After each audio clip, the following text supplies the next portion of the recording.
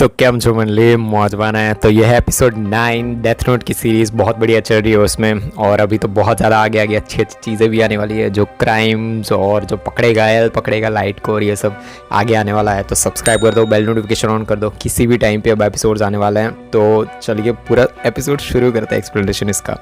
Episode 9 का नाम है एनकाउंटर। लाइट र्यूक से पूछता है कि कोई हमारा पीछा तो नहीं कर रहा ना। र्यूक कहता है कि पर जल्दी करो, अब मुझे ठीक नहीं लग रहा है मुझे एप्पल्स खाने। और जो र्यूक का जो लुक दिखाया जा रहा था पीछे, र्यूक को एप्पल के बिना पागल जैसी हरकतें करते हुए दिखाया जाता है। वो ये सीन बहुत बढ़िया था। र्यूक को एप्पल के बिना इतनी अलग अलग चीज़ें उसके अंदर हो रही होती है ना कि समझा नहीं सकते। चीफ एल को कहते हैं कि जो 2 दिन पहले हार्ट अटैक से मरे थे ना, उनके बारे में मेरी फैमिली के किसी को भी कुछ भी नहीं पता। तो इसका मतलब यही हुआ ना कि मेरी फैमिली बहुत ज़्यादा इनोसेंट है और इसमें से कोई भी कीड़ा नहीं है। एल कहता है कि ठीक है।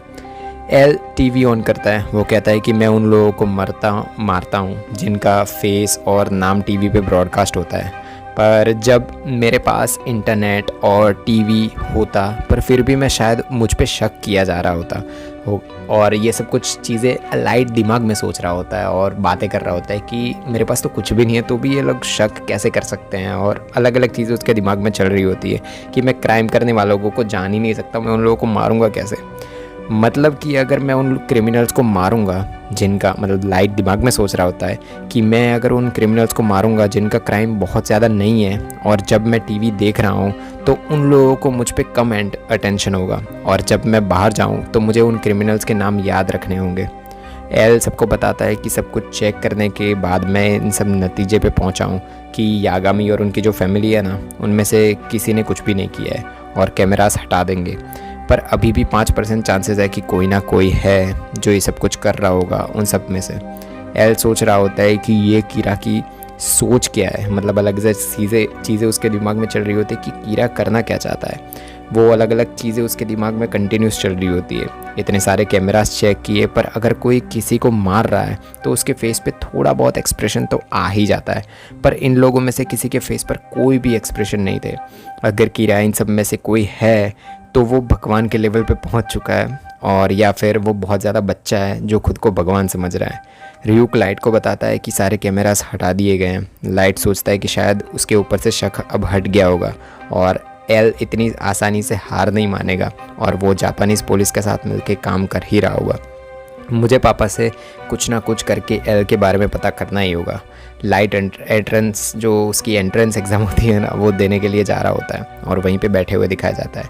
इन्विजिलेटर होते हैं ना, वो एक स्टूडेंट को कहते हैं कि भाई ठीक से बैठो अपनी जगह पे, ऐसे कैसे बैठे हो।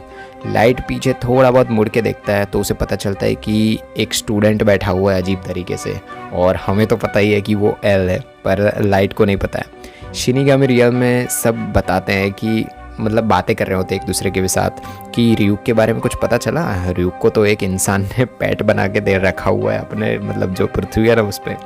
सब शिनिगामी हंस रहे होते हैं कि र्यूक की हालत कितनी ख़राब हो गई है। लाइट को कॉलेज में जाते हुए दिखाया जाता है। स्टेज पर अनाउंस, मतलब जो कॉलेज में स्टार्टिंग होती है ना, तब जो सेरेमनीज़ और ये सब होता है, स्टेज पर से अनाउंसमेंट होती है कि फ्रेशमैन रिप्रेजेंटेटिव है, मतलब जो 2 लोगों के बारे में बुलाया जाता है, लाइट यागामी और हिडेकी ryuga।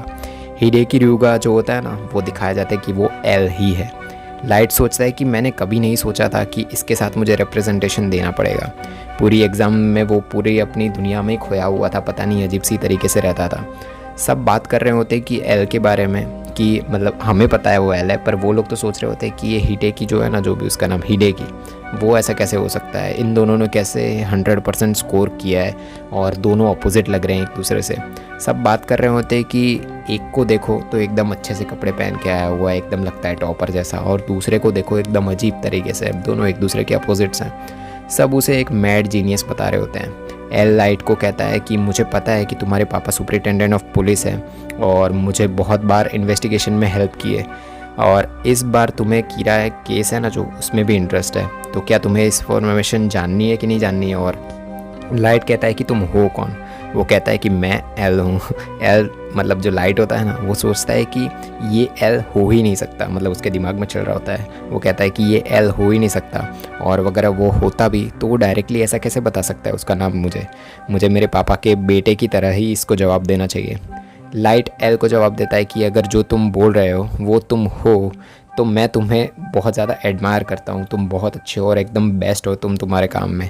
एल लाइट को कहता है कि मैंने तुम्हें तुम्हारी मतलब जो आइडेंटिटी है उस वो बता दी है और तुम कीरा केस में हेल्प कर सको, इसलिए मैंने तुम्हें मेरी आइडेंटिटी बताई। एल सोचता है कि लाइट के कीरा होने के सिर्फ 5% चांसेस हैं, पर लाइट बहुत ही ज़्यादा परफेक्ट है, इतना ज़्यादा परफेक्ट कोई नहीं होता, और अगर ये कीरा है तो इस पे मैं ज़्यादा प्रेशर नहीं डालूँगा। लाइट सोचता है कि ये एल है या नहीं मुझे नहीं पता, पर कुछ भी कर सकते हैं और मुझे ये सब कुछ चीज़ें पता करनी पड़ेगी कि ये कौन है। अगर ये जो बोल रहा है वो सच है तो शायद इसने उसका चेहरा मेरे पापा को भी बताया होगा, और इसको अगर मैं अभी मार देता हूँ तो शक पूरा का पूरा मुझ पे जा सकता है। ये नकली भी हो सकता है, ऐसा दिमाग लाइट के दिमाग में चल रहा होता है। क्या ये आदमी है भी या नहीं, मतलब एल है भी या नहीं, क्या इसे पता चल चुका है कि मैं ही की रहा हूँ, पर इसने डायरेक्टली इसका नाम मुझे बताया है क्यों यार, वो एल हो भी सकता है और नहीं भी हो सकता है। एल एक लिमोजिन में बैठ के चला जाता है और एल लाइट को गुड बाय बोल देता है और वहाँ से चला जाता है। लाइट बहुत ज़्यादा गुस्सा हो जाता है कि घर पे आके, और बोलता है कि एल ने मुझे पकड़ लिया है। र्यूक कहता है कि तुम शिनिगामी की आंखें ले सकते हो और उसका नाम देख सकते हो, और अगर मैंने एल को मार दिया है तो पता चल जाएगा कि मैं ही की रहा हूँ। लाइट कहता है कि डेथ नोट सिर्फ उन्हीं लोगों को मार सकती है जिनका नाम मैं डेथ नोट में लिखूँ, पर मैं ऐसी किसी और चीज़ों को कंट्रोल नहीं कर सकता कि कोई और बंदा जाए और उसको जाके मार दे, और यही सबसे बड़ी प्रॉब्लम है डेथ नोट की। र्यूक सोचता है कि लाइट बहुत ज़्यादा शांत रहता है हर बार, पर इतना गुस्सा आज तक मैंने उसको नहीं देखा। कुछ भी हो जाए, अगर एल को कुछ भी हुआ और पुलिस मुझे ही सीधा पकड़ेगी, अगर एल को कुछ भी हो गया तो हो सकता है कि वो एल का कोई डुप्लीकेट हो या फिर डुपलगैंगर या कुछ भी भेजा हो, और दूसरे सस्पेक्ट्स हैं ना उनके पास भी एल ऐसे ही गया हो। लाइट ज़ोर ज़ोर से हंसना शुरू कर देता है। लाइट कहता है कि डरने की अब कोई बात ही नहीं है, और ये प्रूफ है कि उनके पास मेरे रिलेटेड कोई भी प्रूफ नहीं है, मतलब कि ये पूरा का पूरा एक कॉन्टेस्ट चल रहा है मेरे और एल के बीच में। सबके सामने दो क्लासमेट्स होंगे, मतलब दो क्लासमेट्स होंगे, पर सच्चाई ये होगी कि एल और मैं एक दूसरे को इन्वेस्टिगेट कर रहे होंगे। कॉलेज में एल का नाम रियूगा होता है। लाइट कहता है कि अगर रियूगा को फ्रेंडशिप करनी है तो मैं उससे ऑफ कोर्स फ्रेंडशिप करूँगा। मैं एल को मुझ पे ट्रस्ट करवाऊँगा और फिर उसे मार डालूँगा और ख़ुद के हाथों से उसको मारूँगा। और ऐसे ही एंड होता है एपिसोड 9 का। बहुत बढ़िया एपिसोड था, और अगर अभी तो आगे और इंटरेस्टिंग एपिसोड्स आने वाला है, तो मिलते हैं नेक्स्ट एपिसोड में। तब तक के लिए बाय बाय।